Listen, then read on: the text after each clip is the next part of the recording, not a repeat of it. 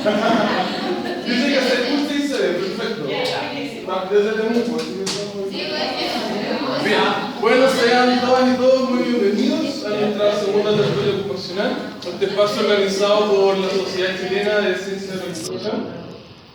Como muchos de ustedes sabrán, el propósito de este espacio es que sea un espacio más bien de conversación, ¿ya? No es la idea que, en este caso, nuestra expositora Cecilia hable solamente, sino que ella va a crear un feedback y alguna opinión y algún comentario respecto a los temas que ella va a estar presentando. Hay una lista que está dando vueltas por ahí, les pido que se puedan anotar, por ahí en una lista, con el mail muy claro, por favor, porque la idea es que podamos enviar luego los certificados de asistencia, que van a ser certificados virtuales.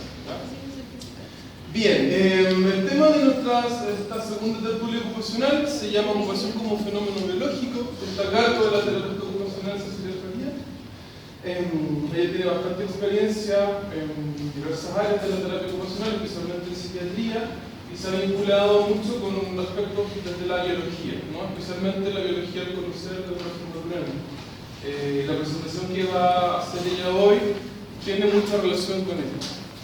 Así que, sin más preámbulos, nos dejamos a la Cecilia. Gracias. Vamos. Bueno, gusto de conocerlos, qué rico poder estar en esta casa de estudio. Para que haya harta gente, eso anima la conversación. Hoy día entonces vamos a hablar de ocupación. Y vamos a hablar de ocupación en tanto nosotros ocupamos tiempo y ocupamos espacio. Pero mirados desde una mirada distinta, desde una mirada biológica. Y para eso entonces vamos a revisar cuáles son las premisas que se hacen desde esa mirada biológica. ¿Ya? Ok. Vale. Tenemos, desde la mirada biológica, tenemos una suerte de muchos neurobiólogos, muchos neurocientistas que se han encargado de hacerse este tipo de preguntas. Por ejemplo, que es un premio Nobel, Francis Crick, que está ahí arriba, él se ha preguntado por la búsqueda científica del alma, por ejemplo. Recibió el premio Nobel a propósito de buscar científicamente el alma. Es decir, preguntas que aparentan ser como poco científicas, que son de lo más científico, y que nos llevan a plantearnos y a pararnos en distintas epistemologías. Es decir, en distintas maneras de pensar, de decidir, de actuar, y por lo tanto, de conocer la vida y el mundo donde estamos parados. Tenemos entonces, como tal, animación. Tenemos como representante del coordinador científico Humberto Maturana, chileno, Premio Nacional de Ciencia, y también tenemos a uno que ya no está con nosotros, que es Francisco Varela, que a lo mejor ustedes más que como neurocientista lo pueden conocer como el papá de la Leonor Varela. ¿Ya? Eso es como una anécdota, pero ambos fueron quienes generaron juntos, uno siendo el profe, el otro siendo el discípulo, el concepto autopoiesis, que es un concepto central dentro de lo que es la biología del conocimiento y que habla, ya lo vamos a ver un ratito más, pero habla de cómo los seres auto es algo que se hace a sí mismo, poiesis es construir, es armar, es crear. Por lo tanto, el concepto autopoiesis tiene que ver con cómo nosotros nos vamos haciendo. ¿Ya? Nosotros vamos a analizar entonces los procesos cognitivos desde esta mirada, desde la mirada de la cognición y desde la mirada de la conciencia. Esos son los fenómenos fundamentales que están cruzando esta situación. Nos vamos a mirar la cognición como uno suele escuchar lo que es cognitivo, que son las funciones cognitivas, todas las memorias, atención, etcétera, etcétera. No estamos hablando de eso, sino que estamos hablando de algo que va mucho más allá que eso, que tiene que ver entonces con una conciencia, autoconciencia, con un darse cuenta de que se está dando cuenta la persona. O sea, de que se pregunta y es capaz entonces de reflexionar. A eso le vamos a llamar una metaoperación cognitiva y por lo tanto eso nos lleva a una epistemología distinta. Necesariamente nos hace cambiar el paradigma en el que estamos cuando nosotros nos paramos en esa cosa.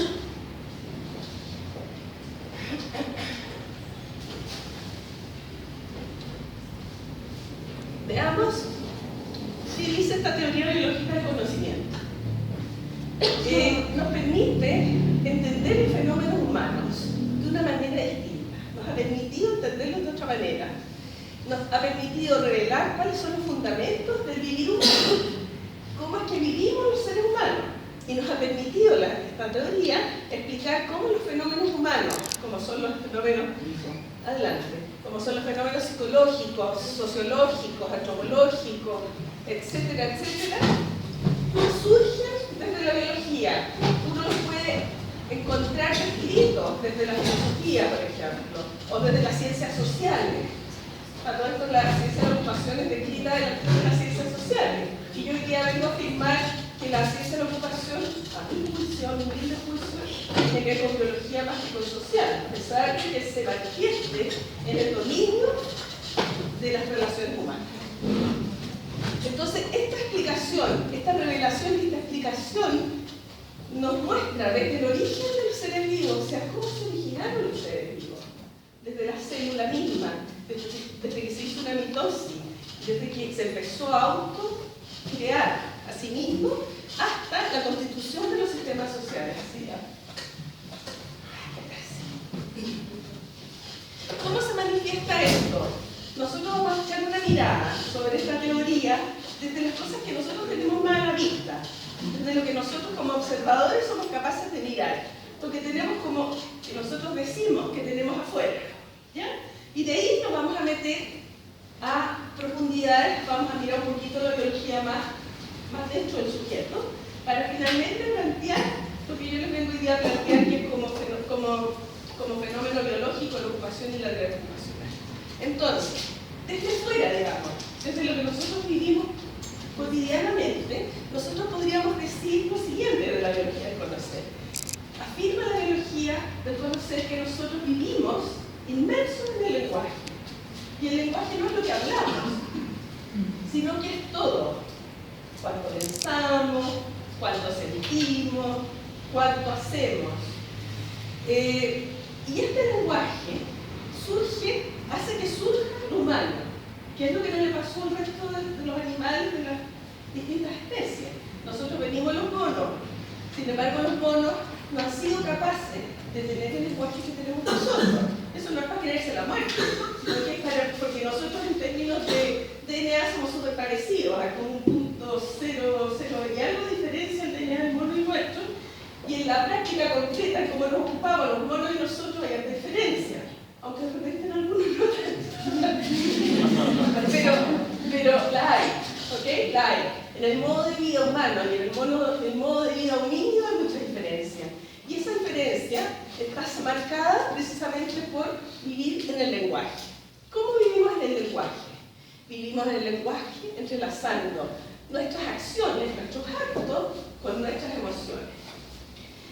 Cuando nosotros estamos entrelazando las acciones con la emoción, por ejemplo, en este minuto estoy muy agitada, hablando con la respiración súper corta, con la emoción bastante así superficial, porque me tuve que ir caminando, por ejemplo, ¿ya? Entonces tuve que dejar el auto botado, muchos accidentes, entonces uno queda como cargado, como lleno de energía, como en una acción aceleradita, ¿verdad? Vamos entrelazando nuestras acciones y nuestras emociones y vamos constituyendo una manera de vivir en conversaciones. Las conversaciones tienen que ver con eso, porque se entrelaza la acción y la emoción, la acción y la emoción. Y de esa manera vamos entonces conociendo, haciendo, conociendo, haciendo, conociendo, haciendo, conociendo, haciendo. ¿Qué son las emociones? En términos biológicos, esto que se supone nosotros lo ubicamos acá en el corazón, son disposiciones corporales para la acción.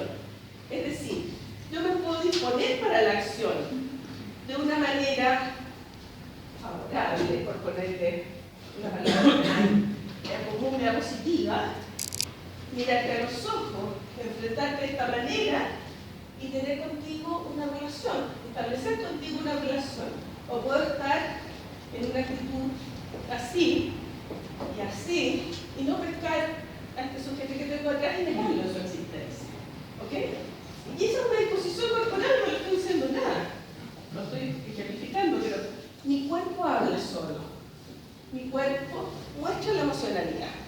Entonces, la emoción, o esta disposición corporal para la acción, es el proceso que da origen al lenguaje y al conversar. esto de conversar, esto de dar vueltas con el otro, eso significa conversar, que viene de una palabra griega, dar vueltas con el otro, es definitorio del humano. Somos sumamente conversadores. Y allí tiene presencia esta emoción básica, amorosa, que es distinta a lo amoroso o lo bonito, virtuoso, digamos, ay, qué tierno. No tiene que ver con eso. Tiene que ver con que bajo esa disposición corporal para la acción, uno realiza las acciones que constituyen al otro en un legítimo otro en la convivencia en que estamos. Es decir, mi cuerpo, tu cuerpo, todos nuestros cuerpos van a ir generando esa especie como de pegoteo humano. Tanto así que todos lo hemos vivido, nosotros en la medida que estamos en una emocionalidad amorosa, empezamos a secretar una serie de fluidos. Si ya es muy amorosa, secretamos muchísimos fluidos hasta que nos enlazamos, ¿verdad? Eso es completamente biológico, o sea, no es que yo lo piense y lo decía, claro, yo pienso, me conviene estar en esta situación, puedo pensarlo afuera, pero lo primero que me ocurre es lo biológico. Entonces, esta emoción básica, donde se constituye el lenguaje, donde se dan estas conversaciones, donde se da esta acción, donde se da esta cosa amorosa, es la emoción de la aceptación. Aquí tenemos entonces un dibujo que nos muestra cómo es que nosotros cómo es que estamos en el lenguaje. Cuando nosotros estamos en el lenguaje, en biología se entiende que estamos en coordinación de las coordinaciones conductuales de la conducta del uno y del otro en consenso. ¿Ya? Entonces aquí nos vamos a aprovechar, él nos muestra este chiste que viene el niño y le dice al padre: atrapé a un demonio verde con cuernos amarillos y cola violeta. ¿En qué mano está? Está jugando, ¿verdad? Me interesa mostrarles esto a ustedes, que son estudiantes de terapia ocupacional, que el niño está jugando. El padre, miren la emoción, miren la cara. Le dice: ¿de qué habla? Y el niño entonces le dice: esto quedará entre nosotros, papá. Te quiero demasiado para andar contando por ahí que crees cualquier cosa. Entonces, fíjense lo que pongo yo ahí. Separo esto. Nada más que para poder ejemplificarles que hay una primera coordinación en que están ambos en una emocionalidad y luego hay una segunda coordinación en que observan las caras. Esto es un dibujo, pero las caras lo dicen todo. El cuerpo lo dice todo. La conducta de cada uno lo dice todo. Y en que ambos son muy amorosos. Primero el padre con el niño, luego el niño con el padre.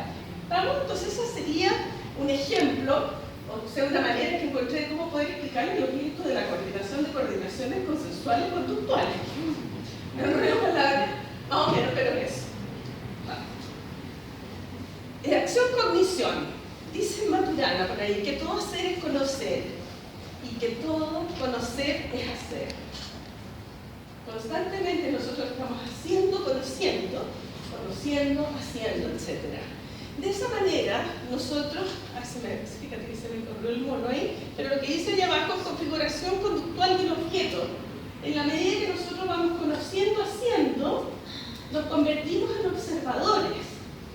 ¿Qué significa ser observador? Significa que yo desde mi biología, desde mi propia biología, establezco una mirada que digo: esto que está acá afuera es el mundo, esto que está aquí es una sala repleta de alumnos, esto que está acá es una amiga, otra amiga, colegas queridos.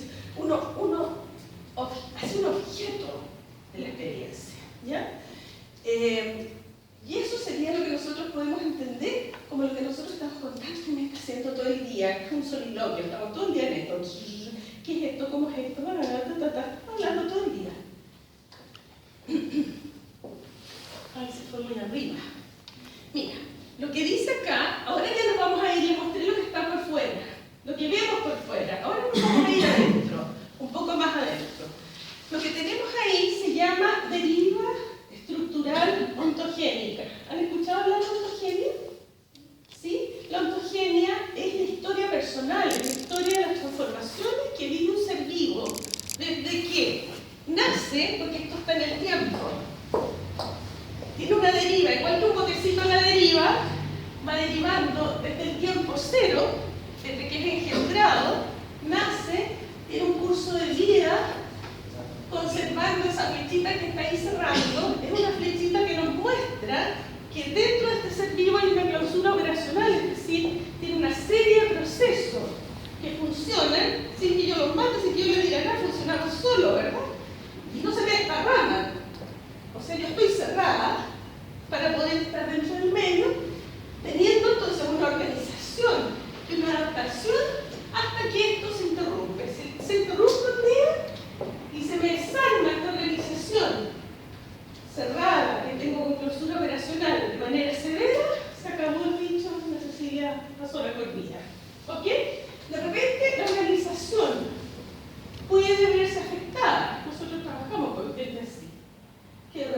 perdió un brazo, no pudo seguir y continuar su deriva estructural ontogénica sin un brazo, pudiendo adaptarse sin un brazo, sin una pierna, alguna enfermedad mental, con, no sé, con cualquier cosa. ¿Ya? Entonces, la deriva estructural ontogénica nos habla de esta historia de la vida de cada ser vivo. Cada ser vivo tiene su propia ontogenia. ¿Y qué es lo que dice aquí? Dice que un ser vivo es un sistema que se realiza constitutivamente. ¿Qué significa eso? Que se va constituyendo en el tiempo y en el espacio. Constitutivamente, siguiendo una deriva estructural, esta estructura que les mostré, se registra con esa flecha, y eso se le llama dominio de existencia. Es ahí donde vive el bicho, cualquier bicho. No vamos a hablar solamente de ser humano en este rato, porque aquí estamos hablando de un ser vivo. ¿Ya? Y es ahí donde tiene su dominio de existencia o nicho, que es donde se inserta. Y ese, tanto el bicho como el nicho, cambian juntos. ¿Entendió? Díganme por favor si no están entendiendo, porque esto es súper complicado. Así que si no lo entienden, me avisan. Es decir, tanto el sujeto, a medida que va evolucionando, va cambiando, pero también va cambiando el nicho en que está inserto. ¿Ya? Por acción del sujeto, por acción del sujeto, por acción del medio. O sea, si tú te instalas mucho rato en el pasto y al día siguiente vuelves al pasto y te pones en el mismo lugar, pasa los veranos y la gente que tiene piscina, ¿verdad? Que sufre con el pasto. Y el pasto se cambia, ¿verdad? O se echa a perder, o no sé qué. O pasa, por ejemplo, con la ropa. O sea, yo en este minuto estoy usando una bota que si yo me la saco en este minuto y ustedes la miran, van a fijarse que tiene forma de pie. Y a la vez me miran el pie, lo voy a hacer. Me miran el pie y van a cachar que el pie tiene en este minuto forma de zapato. Miren, está tiesecito. Y la bota está arrugadita. Está calientita, además, en esta bota. ¿Ya? Es decir, ambos van cambiando. Si esto le pasa al zapato, imagínense lo que le pasa a todo el nicho en que vive un ser vivo. El nicho es como el ambiente, el físico, el espacio. Por eso nosotros estamos hablando de tiempo y espacio. Y es por eso que yo hago la asociación por ocupación.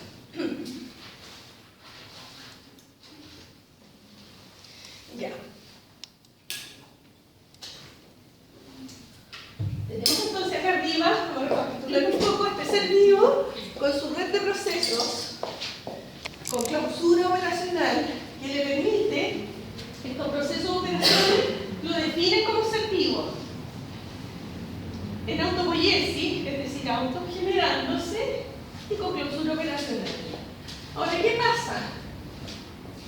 No estás solo, ¿la verdad? Nosotros no estamos solos, estamos acompañados en este minuto y siempre. Entonces, ¿qué es lo que ocurre? Se coderiva. Vamos coderivando en este minuto todos nosotros, vamos en la coderiva estructural ontogénica, es decir, la estructura nuestra va cambiando a la medida que vamos estando recortados juntos, la nuestra. Entonces, acá hay un ser vivo, acá hay otro ser vivo, con todos sus procesos, se relacionan con el medio, se relacionan entre sí. ¿Y qué es lo que va pasando? Estas interacciones, que son recíprocamente congruentes, van generando, van siendo parte del mundo y del otro. Este pasa a ser parte del mundo de este pasa a ser parte del mundo de este. ¿Vamos?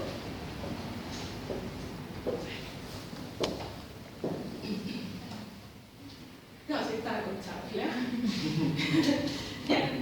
Y aquí viene lo que a mi juicio es lo más interesante de todo lo que vamos a hablar hoy día. ¿Por qué? Porque cuando nosotros estamos ante el señor A con la señora B en el medio C, ¿ok? Nosotros, ¿qué observamos acá? Observamos la conducta que ellos están teniendo tanto con el medio como entre sí, y a eso le vamos a llamar encuentros. Estos encuentros se dan todo el tiempo, todo el rato. O sea, nosotros vivimos, eso es algo que se me faltó decir, nosotros cuando estamos en esta deriva, nosotros estamos siempre en un tiempo cero en evolución.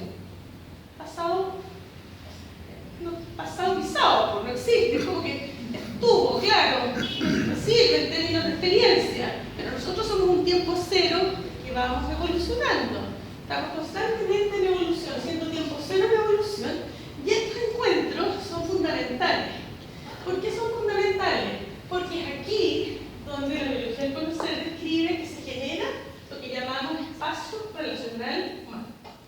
Y en el espacio relacional humano se genera que en estas interacciones recurrentes en que están coderivando estos dos sujetos A y B, se va generando un cambio estructural, es decir, la estructura de A que iba de esa manera se acopla, esto lo vamos a ver un bonito viejo que viene después, perfectamente la estructura de B y viceversa. La de B se acopla a la de A, por lo tanto hay un fenómeno que se llama acoplamiento estructural, que se acoplan las dos estructuras, zapato y el pie, o la Cecilia en la lumaría, es verdad, o lo que sea, se acopla y se produce entonces un cambio en la estructura de ambos. Uno cuando está en la vida, en este tiempo cero, está generando todos los días cambios. Uno nunca va a volver a ser lo mismo que fue. ¿Se entiende? Cambio estructural, espacio relacional humano, esto es lo que chocaluga para nosotros en terapia emocional, para nosotros en la ocupación. Poder mirar ese espacio relacional humano porque es allí donde ocurre el fenómeno. La estructura que cambia, podemos entender que es una estructura tanto física como emocional, como psicológica, en el fondo, desde todo punto de vista. Es por eso que te hablé primero de lo que nosotros vemos como observador por fuera. Nosotros vemos el lenguaje, vemos las conversaciones. Eso vemos. ¿No es verdad? Esto otro, nosotros no lo vemos. A menos que uno ya empieza a parecerse mucho a su perro, o el perro se empieza a parecer mucho a uno, ¿qué pasa? Te fijas en las parejas entre sí empiezan a mimetizarse tanto, ¿ya? O uno empieza como a hablar de la misma manera del amigo, el amigo conquista mucho. Pasa, o sea, es innegable. Y es biológico, no es social. Ocurre en el dominio de las relaciones sociales, ocurre en el dominio de las situaciones psicológicas. Sin embargo, lo que está ocurriendo ahí es absolutamente biológico. ¿El acoplamiento va solo entre sujeto y sujeto o también se da desde el entorno hasta Los tres cambian. Los tres cambian. Si tú te fijas, sujeto cambia, sujeto recambia, medio cambia. Todos cambian. Esto es De manera congruente.